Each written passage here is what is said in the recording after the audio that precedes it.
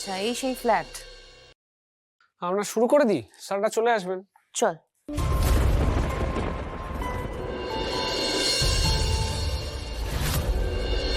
এটা কিন্তু সাংঘাতিক বুদ্ধি আছে বলতে হবে। হ্যাঁ, ধুরন্ধর বুদ্ধি। নালে কেমন ভিকটিম সাজছিল বল? হ্যাঁ, অফিসে এসে কিরকম নাটক করে গেল। এই তো বিলের কাগজ, ইএমআই এর কাগজ, ব্যাংকের কাগজ। তো ওগুলো কিসের ওষুধ? এই দেখো,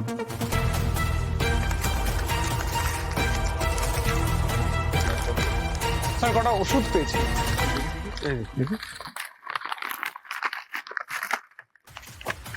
তো কিছু সাধারণ ওষুধই বটে, না কিছু হার্টের ওষুধও আছে। আরে আচ্ছা, ভিকটিমের কি ক্রনিক অ্যারিথমিয়া ছিল নাকি? এখনই জেনে বলছি। দেখো, ক্রনিক অ্যারিথমিয়াটা কিরকম রোগ? আরে এই রোগে হঠাৎ হঠাৎ করে হার্টবিট ফাস্ট হয়ে যায়।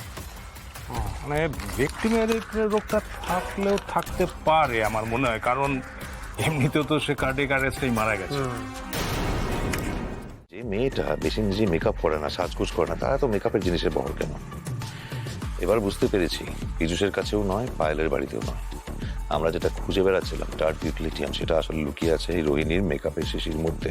কারণ জানে সহজে পুলিশের নজর এদিকে যাবে না।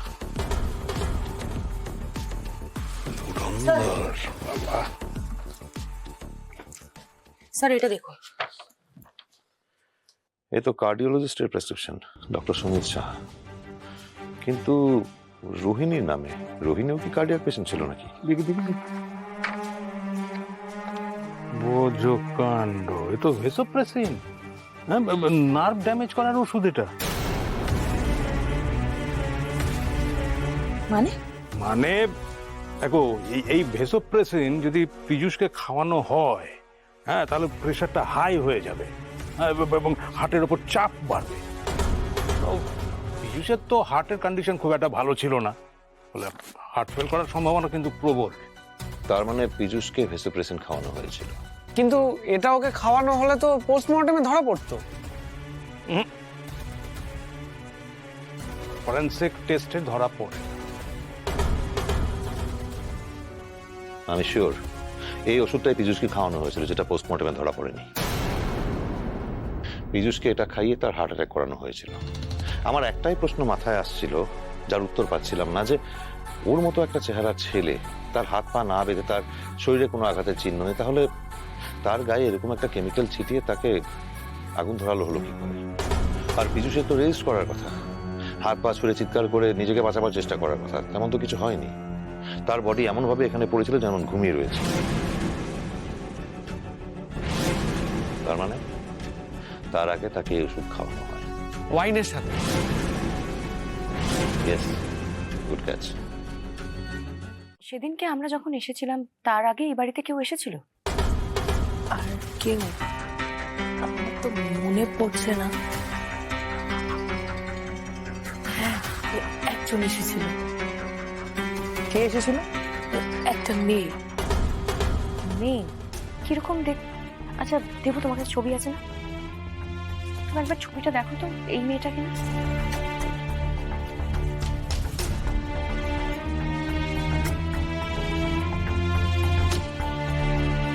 হ্যাঁ,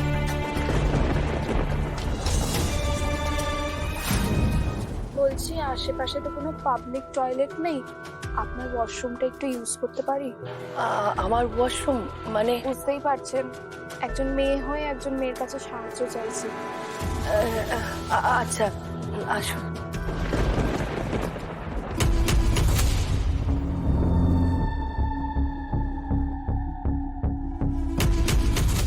ওই দিকটা ওয়াশরুম।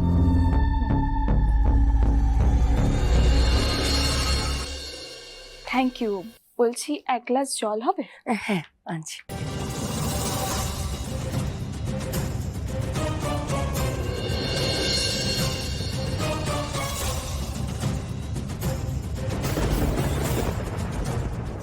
না, এখানে রাখা যাবে না।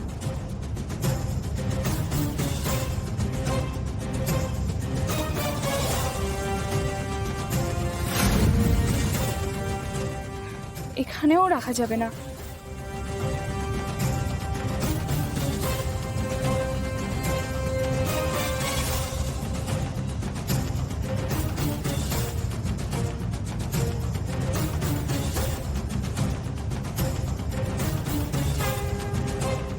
এ নাও।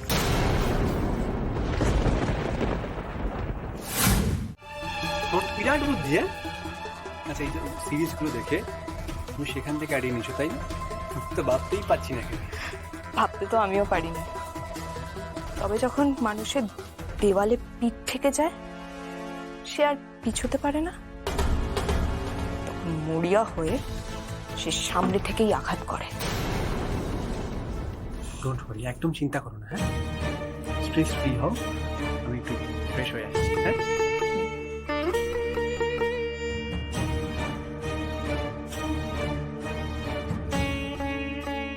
আচ্ছা, বাইরে গেলে আমার নাম কি হবে? তোমার নাম পাখি, মিসেস পাখি সাহা। এই পাখি একেবারে খাঁচা মানে ভেঙে ফেঙে না।